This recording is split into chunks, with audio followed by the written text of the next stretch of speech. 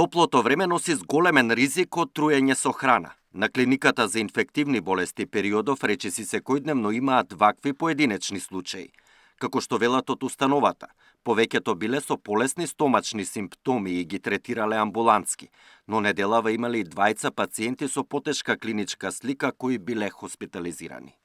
Тие се поединечни случаи кои консумирале во ова жештина, например, сендвичи од познати сендвичарници кои во текот на денот, во тие жешки најтопли моменти на денот и нормално тие се соодветно згрижени на клиниката за инфективни болести, дули еден или два случаја и се хоспитализирани.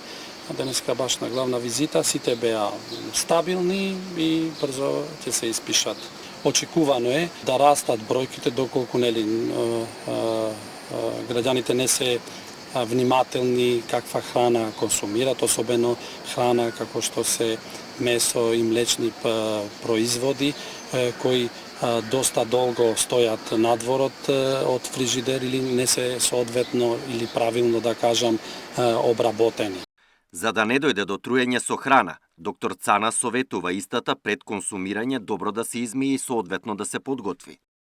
Во ова време сите тие мерки на заштита, да кажам, и мерки кои треба да се почитуваат, би требало да се почитуваат, и особено како се управува со храната, дали таа термички се соодветно обработува, да се мијат раце, да се измие убаво тоа, затоа што шансите да се јават тегоби кои би го засегнале гастроинтестиналниот тракт во ова време на големи жештини се големи.